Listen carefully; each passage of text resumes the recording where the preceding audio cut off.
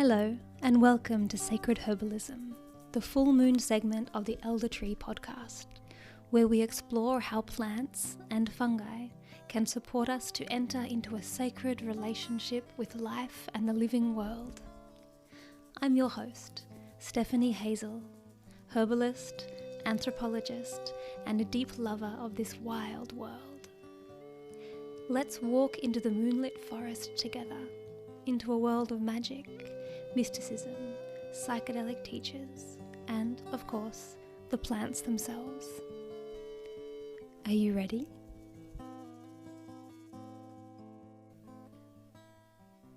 This full moon, I interviewed Jessyca Bosscha, one of the other women who's part of the Elder Tree podcast team. She has her own segment on this podcast, Self-Care with Herbs. And she's a naturopath and herbalist with a clinic in Evans Head in northern New South Wales. Jessyca is passionate about empowering people to learn how to listen to their bodies and helping them to respond to the messages they're receiving using plant medicine in all its forms. She loves making herbal medicine, and she has many different ways of preparing herbal medicines, from balms to tinctures and percolations. Her passion is really about making herbal medicine accessible to people and encouraging them to weave plants into their days in really simple and rewarding ways. In this conversation we have together, I really love the way that Jessyca brings this tender simplicity to her relationship with plants and to her relationship to the sacred. She gives us some really beautiful invitations to connect with the sacred and with relationship with plants through the gateway of wonder and awe, being amazed at their majesty and their beauty, and really paying attention to the way that they grow and exist in the world, not just for human consumption, but also for the other animals and creatures and soil that they grow around and with. She really helps us to touch on this sense that an embodied connection with plants, working with them, growing with them, preparing medicines, knowing what they look like, can help us to be in deep relationship with plants. And when we cultivate this deeper relationship, this sense of connection with the plants and with the medicines that we're taking, we really become more intentional with the way that we take herbal medicines and even think about herbal medicine.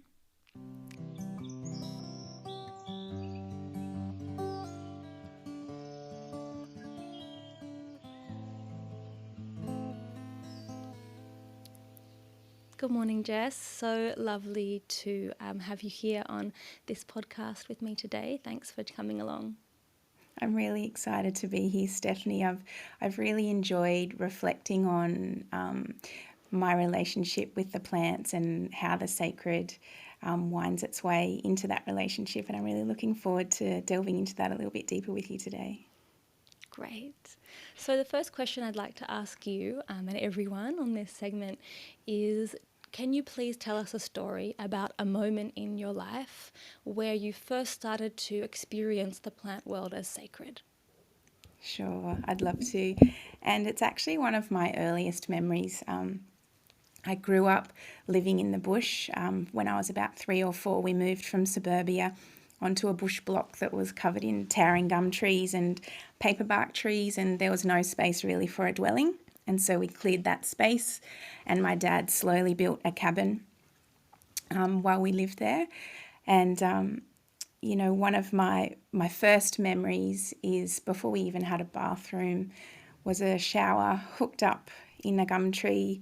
And my brother and I would have been 4 and 2 and showering underneath that gum tree, the sunlight trickling down through the leaves and the water splashing down onto the leaf litter underneath. And it was such a sensual experience, just watching the little ants crawl up the trees, as you washed yourself. It just really, that was one of my first memories of feeling really connected to the natural world. Beautiful. So yeah. I'm hearing that that sense of connection really came from being really immersed, living very closely to those trees, those gum trees. Absolutely. As I said, I was about 3 or 4, and even from that really early age, I felt so connected to the bush and the plants and the flowers. I really loved going out and collecting all sorts of different plant materials, from flowers to leaves to twigs to mud, and just sitting and really immersing myself in those and creating little witches' potions and dyes, and, soaking in the smells and the colours and the textures of that was just, a real sort of all-encompassing experience. Beautiful. It's such a very young age to have such clear memories, actually, as well, isn't it? I also remember really love wandering around in the bush with no shoes on, feet on the earth, and just gathering different flowers to put in a vase. And that's something that's really sort of made its way into my adult life, and through my teens I've always loved doing that, going out into a garden wherever I am, or maybe in the bush, and collecting little bits and bobs to have around the house. It's really a way that I like to connect with nature. And so how did that sense of relationship with the natural world that you were talking about, really being seeded in that early time, how did that continue to grow through your adolescence and into early adulthood? Well, from really early on, Mum and Dad really encouraged a sense of awe in the natural world. And so they were always pointing things out to us when we were outside. I remember down behind our block there was a big paperbark swamp, and so there was so many paperbarks, and you could look up and it was like a gallery of those beautiful staghorns looking down on you. And that's such a strong memory too, just that awe-inspiring, just looking up, actually feeling like you're in an art gallery, but you're outside in the natural world, and staring up with awe at these beautiful staghorns looking down at you. Dad was also a really keen gardener, and so I remember toddling after him, and he helped me to identify the plants around me.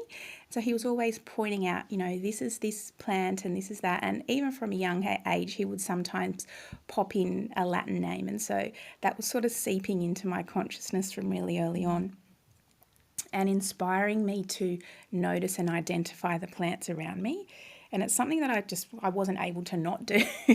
Wherever I moved, I was always trying to identify and notice different plants around me. And I feel like that really boosted my sense of connection with the plant world as well. And from Mum, living out on in the bush, sort of a fair way away, 20 to 30 minutes away from the nearest town, we had to be fairly self-sufficient. And so we lent into folk remedies fairly heavily to help care for us. And so, even from a toddler, Mum was, supporting our health with, onion poultices for earaches, and, herbal lozenges for coughs, and leaning into homeopathy for things like allergies. And so even when I was 3 or 4, I had that sense, maybe not truly, but at the beginning of an understanding that the herbs were our allies, and that the plants could help us, and that there was a bit of a relationship developing there from quite young.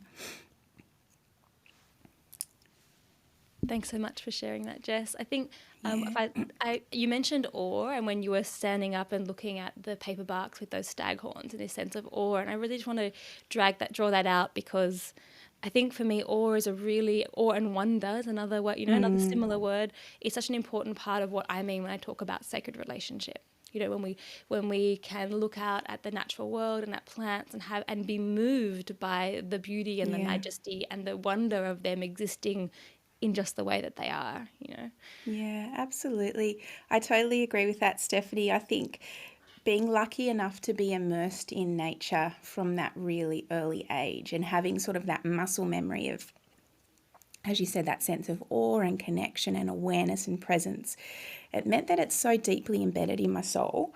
And so it's still the first place I seek out when I'm starting to feel a little bit wobbly or uncertain.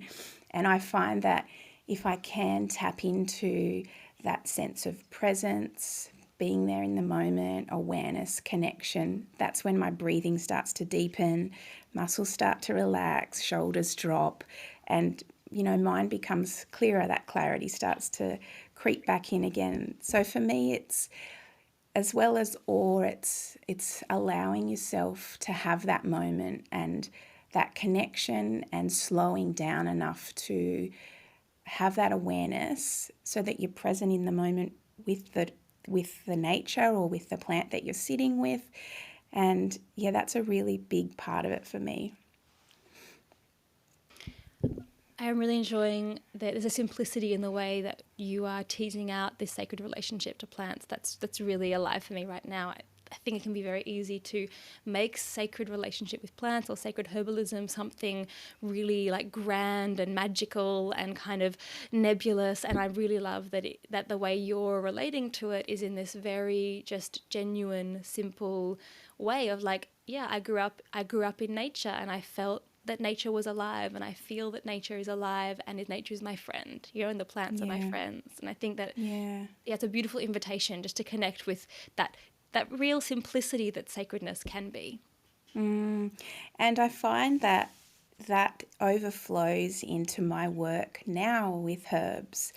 I have not a huge herb garden, but I'm slowly welcoming different herbal allies into my garden. And one of the first plants that I have deepened my relationship with is calendula. I find that it grows really well here in the Northern Rivers. It's a nice, easy one to start with. It doesn't require a lot of care. And it really thrives here. And my calendula patch has grown every year for probably the past 4 or 5 years. And now I've sort of started doing staggered planting so that the season extends a little bit more. But my relationship with calendula is so strong because not only am I watching it grow, spending time out in the garden with the flowers as the season progresses and the plants grow, watching the buds form, watching the flowers unfurl and the petals glow in the morning light, but also loving watching how the insects and the bees in particular love to come and spend time with calendula. And I really love sitting in the garden and spending time on those beautiful winter mornings when the sun's shining down and really lighting up the face of those blooms, and spending some moments just watching the bees going from bloom to bloom. And I find that's a really nice, easy way to connect with that plant. But I also use calendula for medicine. So yes, I use it internally, but the main use that I use it for in terms of making medicine is making a herbal balm. And so I'm really conscious about when I'm gathering the flowers, and I love to collect them when the early morning sun is shining down. So that's a really special time, and I feel like my relationship with that plant deepens each time I do that, because I'm really conscious about that time and the blooms that I'm selecting. And I'm chatting to the bees and letting them know I'm not taking them all. I'm going to leave some for you, bees, making sure that they're happy as well. And I take a little basket out into the garden and gather those blooms, and then I bring them into my clinic, and I lay them out on windowsill. So even as they're drying, I'm watching and observing and deepening that connection. And then, as you know, making a herbal balm, the next step is adding in the oil to infuse into the flowers and watching that change, watching the transference of the energy and the potent medicine from the plant into the oil, and watching that beautiful golden oil, deepening colour, and then when you know that it's ready, straining it out and saying a little thank you to the plant for that beautiful transference of medicine. And I just find that's a really easy, special way of bringing the sacred in as well.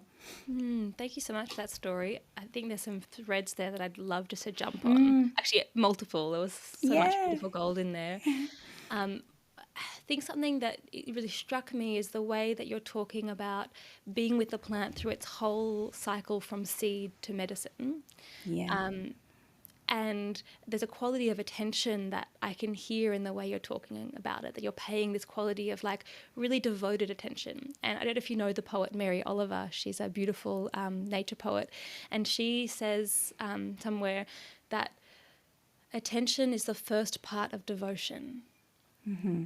And I love that statement, that it's like if you want to offer a devotion to someone or something, to God or to plants or to another person, like paying this kind of exquisite attention to that being allows you to really know it and be in that state of devoted love. And I can hear when you're talking about the way that you've been watching calendula and like all those steps. You can just hear that coming through. And I think that's something I really have been trying to cultivate in my sacred relationship with plants is, again, that real simplicity. Yes, like rituals are really beautiful, and these more kind of overtly sacred or magical kind of acts are really beautiful, but actually it comes down to that very simple act of really watching and being really present and noticing. Yes. And we all love to be seen, right? Like when you have a friend or a partner who really sees you and pays attention to your experience and is really curious, it just feels so good. You feel like you can be in deep relationship with them because they're actually there with you, Yeah, and I think you're really teasing it out there, Steph, when you talk about that relationship and how it's not one way. It's really not one way. So I'm finding the deeper that the relationship I have with particular plants, the more that understanding is deepening, that it is really a two-way street and that the plants are offering something to that relationship. And that intimate attention and that slowness and that presence and awareness makes us able to deepen our understanding of that and really recognize that if we listen, there's a story there. Yeah. Indeed. Yeah, I think something else that you said in that story about calendula that jumped out at me that relates to what you've just said now, just how you were noticing that the calendula is not just for us. It's also for the bees. And so you're telling the bees that you're not going to take it all. And I think there's an unfortunate tendency in the West, and, it's just part of our culture. We all have it to some extent.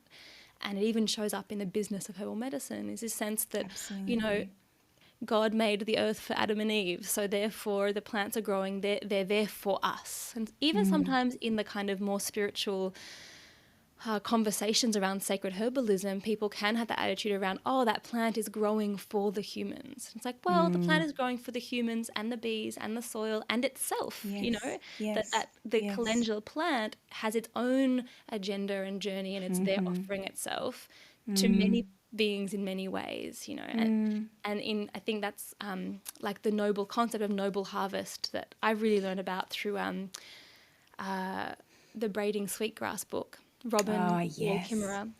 I love and that one. she talks a lot about the noble harvest and Native American traditions of, you when you're wild harvesting, you take the third plant that you see, and every third plant. You don't just take all the plants that you find, and you offer something in return, and you offer your thanks. And just, I'm really hearing that in the way you're relating to calendula, and that's really exciting to me, because that's a really powerful way to be in sacred relationship. To be in a two-way dynamic of like respecting the calendula as a being that is there for many beings, taking what you need, leaving some for the others, and saying thank you, and being like, you are existing. You're not just a commodity that I'm taking. Yes. And I think too, it's really easy being a herbalist and, coming from a background of university training, the idea that the herbs availability is infinite. There's herbs there, and they're there for the taking, and you use as much as you need, and there will be more whenever you need it. Growing and harvesting yourself, your awareness is, okay, this is a seasonal herb. Calendula's season is longer here than other places, but it's still seasonal. I've just finished harvesting my calendula. There's no more calendula in the garden now. So what I have left in my apothecary is what's left. And it's really easy to lose sight of that, I think. When you're ordering from manufacturers or from other suppliers, if I need this, then I order it and there it is. It's easy to lose sight of that, where that plant grew, its seasonality, it's even, touching on its endangered status, all of those things. It's really easy to lose sight of that if you're not putting your hands on the herbs in the garden, if you're not seeing how that plant changes through the season. And, I don't have a huge herb garden, and I don't have that deep relationship with many, many, many plants, but just slowly but surely starting to increase my awareness of more as I invite those into my garden and into my life. Yeah. Yeah, the preciousness of these medicines. You're right. It's so, I know because I manufacture quite a lot of things as well, and I have a Yes. small herb garden, and then the different way I relate to the herbs that I have grown, harvested, dried, and processed, it's so much work. It's so Yes. much work. And then I think, oh, I could buy a kilo of dried calendula. There's beautiful dried calendula from a Yes. bulk supplier for like $30. And it would Yeah. take me like 5 hours to produce Yes. a kilo of Yes. dried calendula, because that's a lot. Like a Yes. kilo of dried flowers is a lot. And on like a Yes. business perspective, it's actually not worth spending 5 hours for something I can buy for Yes. $30. And then I Yes. relate to it in such a different way because it has this, You I'm like, do. oh, this is precious. You said it's Mm-hmm. limited. It Mm. takes energy and time and focus and love to produce it, you know? Yes, yes, yes. Mm. And I think too, I'm very new to percolation, which is a way of creating liquid herbal medicine. And again, you spoke about how precious and how much more you value those medicines that you've made yourself, and realizing how labor intensive and also how material intensive that process is. I'm the same with percolation. I've only percolated a few liquid tinctures, but those tinctures are so precious. I'm not dosing 5 mils 3 times daily with those tinctures. I'm really drop dosing, 1 or 2 drops. And not only is it more precious, but it's more potent. And I think that the sacred shows up in that medicine too, more than if I was using a herb that had been manufactured by a manufacturer and blended it with other herbs that had come from that same source.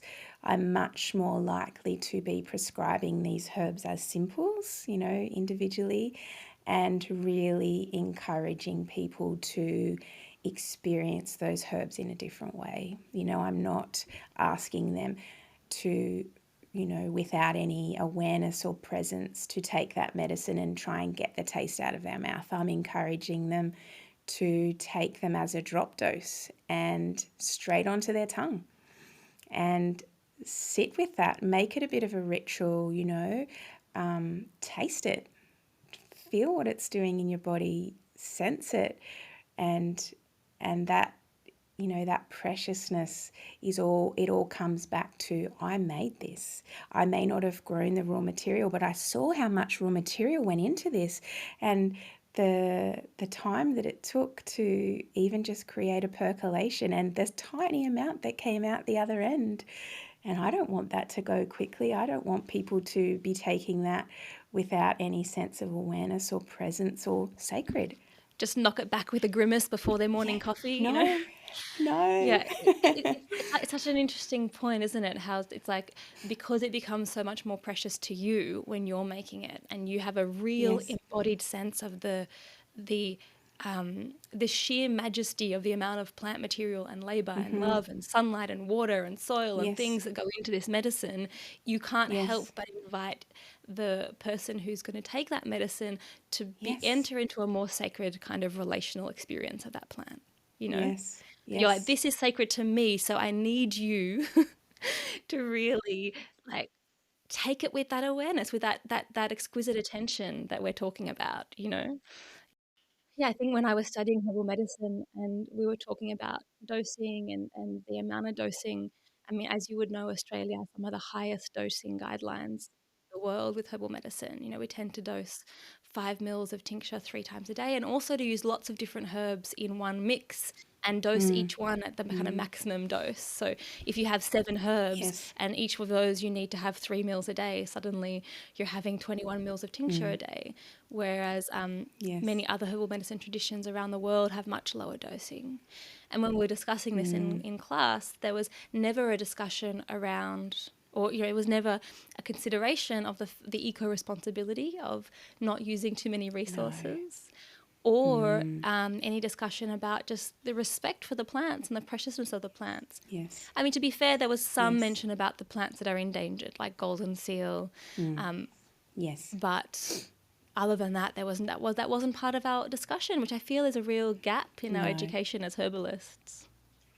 I agree. I was the same. It was, the 5 meals 3 times daily, or the 7.5 meals twice daily, and no alternative offered, really.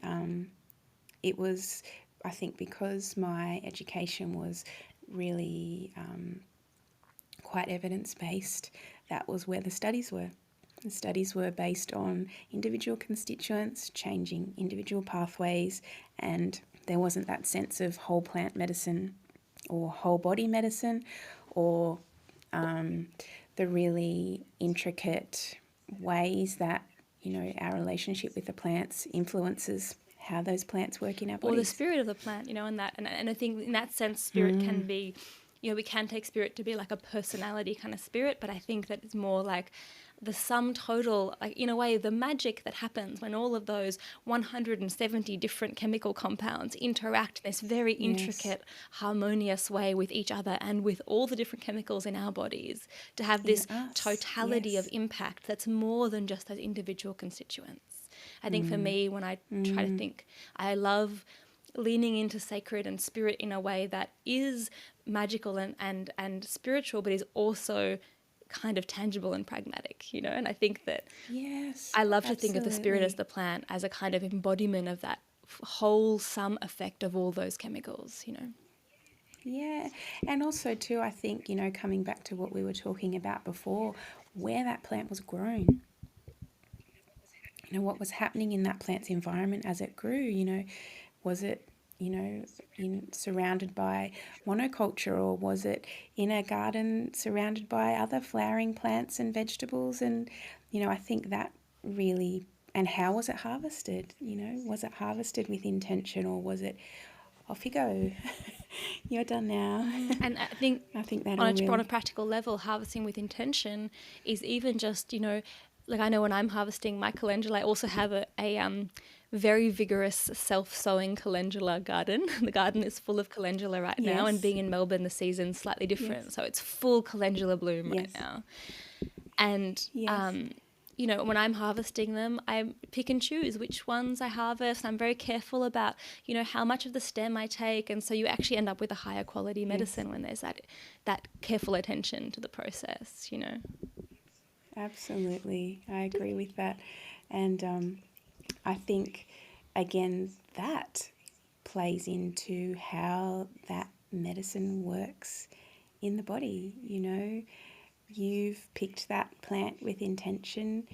You've been careful about the particular flower that you chose, and then that medicine is so different to something that comes in a little brown bottle with no sense of environment around it, or how it was harvested, where it was harvested. I think it's all about the relationship, and it's so much easier to have a relationship when you can get closer to the plant. How can you have a relationship with someone who you've never actually had a conversation with, or seen, or touched? You really can't. So same with plants, right? And even though for my percolations I'm not using herbs that I've grown, I find that process is really deepening my relationship with the plants. I'm doing it really gradually. I'm not doing a whole suite of herbs at once. I've done St. John's wort, we've done Withania, I've done motherwort, and those three, as a part of my journey with the percolation of those herbs, I've also been really exploring those herbs in more depth. Really sort of seeking out other uses of them, and I love the idea of not needing so many.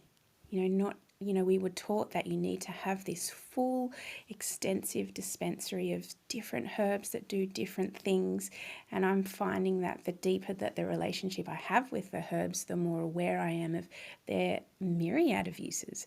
And then my dispensary is shrinking because, I'm aware that, there's not just one use for a particular herb. And I love those ones that have so many more uses that you can lean onto in so many different situations.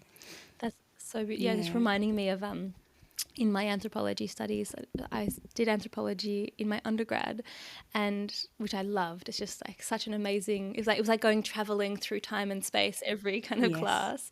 And I remember I Yeah. was really interested in ethnobotany, and which is essentially just the relationship between people and plants. That was kind of my area of interest, and some of the articles and books that I read about plant healers I think it's actually in South America, in the Amazon.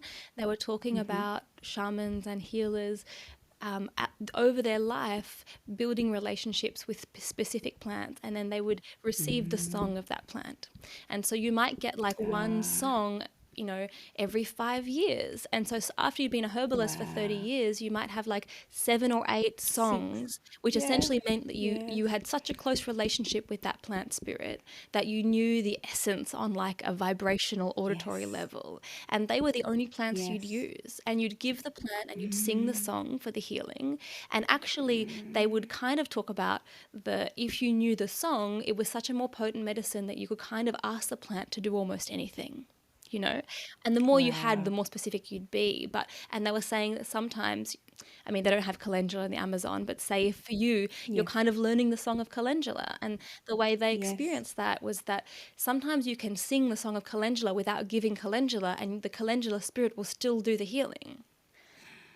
And that just Wow. blew my mind when That's I so was reading that. I was beautiful. like, wow. And of course, in anthropology, they're then trying to rationalize that and explain how that works in a more scientific way, even though most anthropologists are total kookballs and probably don't really feel the need to explain it. They feel like they need to for that kind of affirmation of Yes. the Western Yes. world.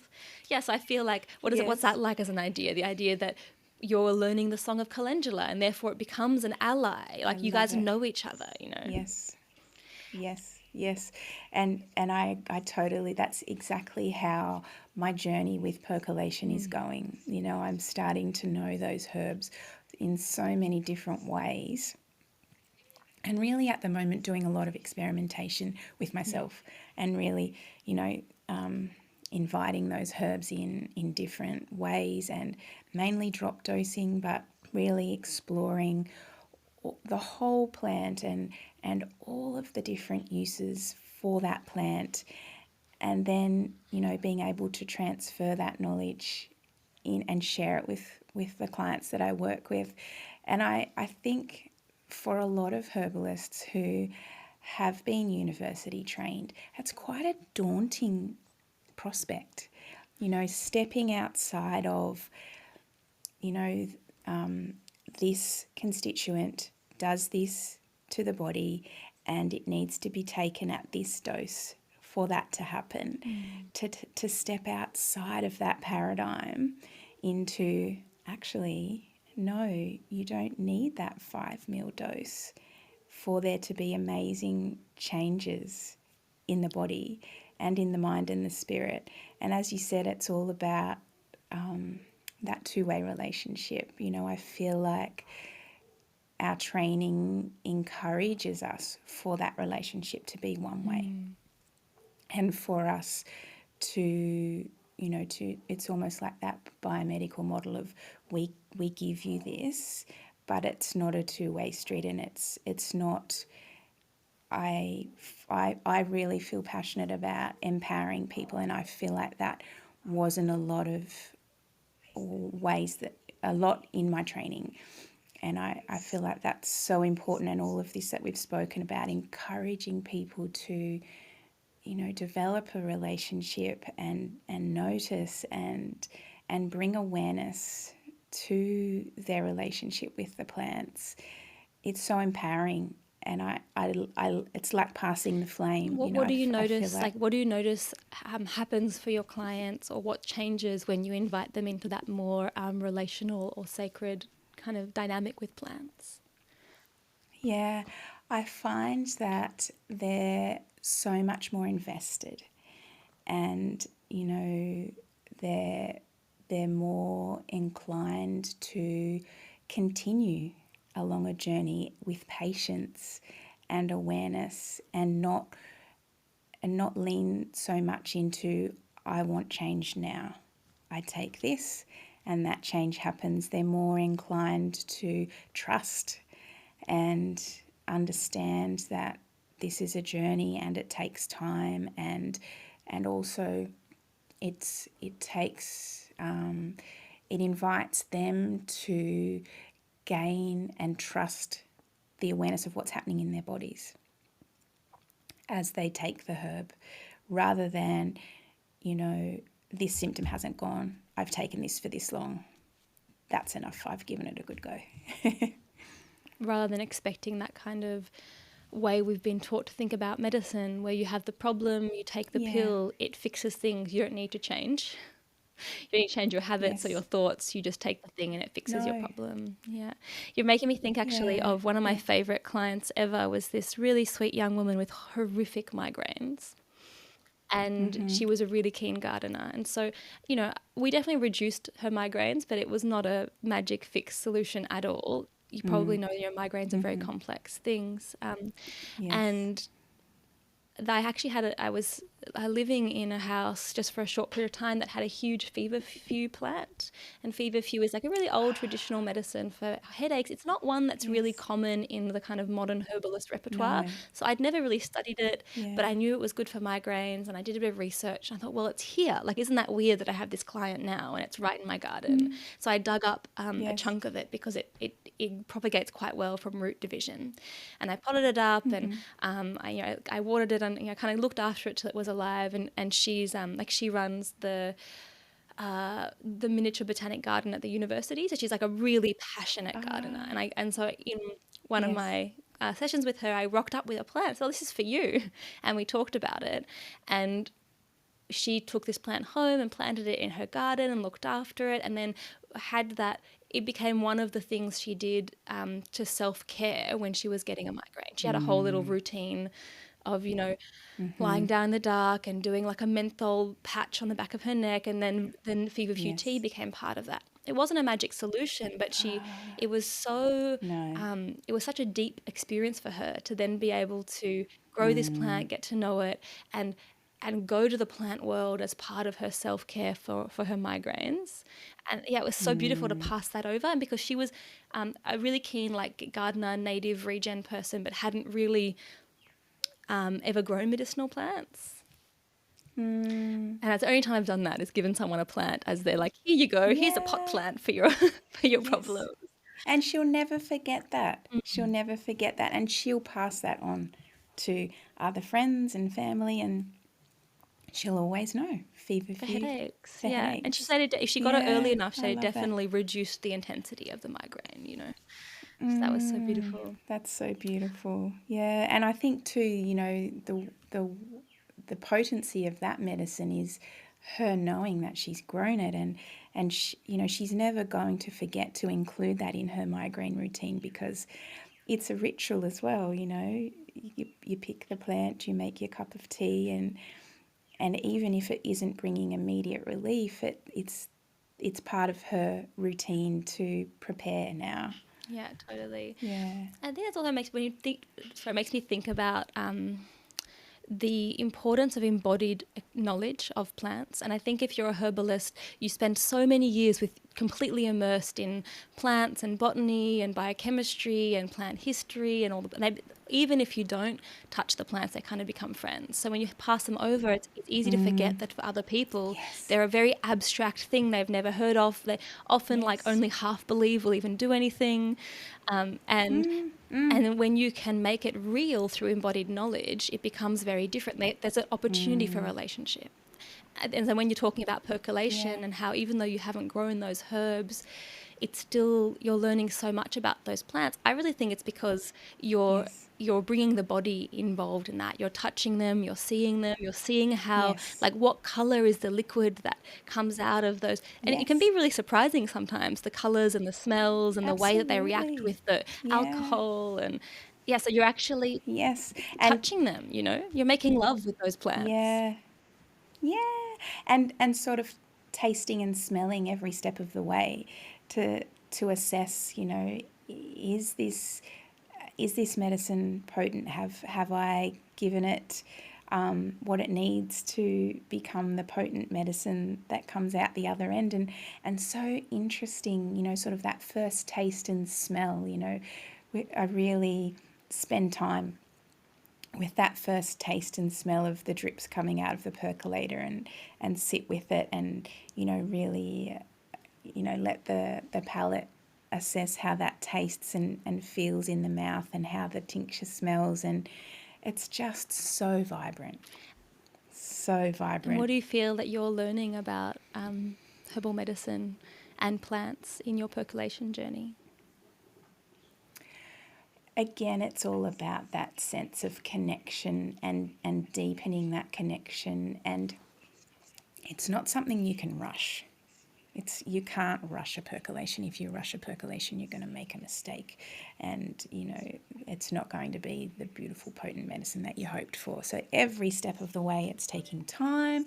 It's looking at where you're getting your raw material from. If you're not growing and harvesting and drying it yourself, trying to source the most beautiful potent medicine that you can as a starting point, and really sort of inspecting and looking at that herb from the outset, and then even down to taking the raw material to the grind and grinding it down, and looking at is this grind going to work in the percolator? Even that step is really amazing, and smelling and feeling the herb in that form, and then packing it into the percolator, and then that nervous weight of, oh, is it going to come through, and what's that first drip going to look like? And it's really that sense of presence. You can't not be present and percolate successfully, and make potent, vibrant medicine if you head somewhere else. And so it's really being quite selective about when you are able to make it. Like if it's a time when I know I'm really busy and I've got a lot on my mind, that's not a time to be investing in herbal medicine making. Yeah, you can't have good quality time with your friend the plant if you're preoccupied. Yeah, thanks so much, Jess. Yeah. As a final question, I Yeah. would love to ask you, what is a practical way that you can offer our listeners to start to deepen their sacred relationship with plants? Yeah, I love that question. It's a really simple one. My way of encouraging people to deepen their relationship with the plants is through herbal tea. I find it such a beautiful, accessible way to invite herbs into the everyday, and it can be sacred. My ritual of making a herbal tea is either going out into the herb garden and spending some time out there, and having a quiet listen to which herbs are calling out that particular day, or if I'm not in the herb garden, I have a selection of dried herbs, and it's really spending some time gazing at those and listening, and then going within, what herbs do my body and mind and spirit need today, and making that selection. And so then, that's part of it. And then the other part is, what herbs do I feel like will come together nicely for me today? And so really creating that blend with awareness, and then spending time with the cup of tea while it's percolating and stewing, and watching the herbs. I have a beautiful glass teapot where you can watch the herbs dance around as the water's mixing around with them. And then the final step of that is actually sitting with that cup of tea with intention, and holding the cup before even taking a sip, and letting the warmth seep into your hands, and having a beautiful sniff of the tea, and what scents are coming out of the cup today, and then that first sip on the tongue that's so warm and and letting those flavours dance around on the tongue and feeling those herbs gently make their way into your body. I find that such a simple, easy way to bring attention to the herbs and deepen the sacred relationship on a daily basis. Yeah. Sounds divine. Thanks, Jess. Thank you so much. Such a pleasure to interview you today and have such a beautiful exploration of some of these really delicate and nuanced aspects of working with plant medicine. Really enjoyed our chat. Thanks, Stephanie. It's really been great. I've really enjoyed it too. And that was our interview with the wonderful Jessyca Bosscha, part of the Elder Tree podcast team and having her own segment that I really encourage you to listen to. If you're inspired by the kind of meditation that Jess talks about, sitting with a cup of tea and really taking your time to bring a fine quality of attention to the process as a way to connect with the plant, you can find a guided meditation by me on my Insight Timer profile, and I've put a link to this meditation in the podcast description.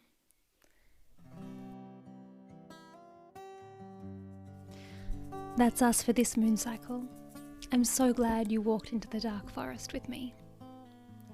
This podcast is part of The Elder Tree, a non-profit dedicated to empowering people through grassroots herbal education, weaving a strong community of herbalists, healers and plant folk in Australia. You can head over to theeldertree.org to find out more. If you like this episode, we'd love you to subscribe. And if you know who we should interview next, drop us a line. See you next month, and in the meantime, may you be blessed with good health and many plants.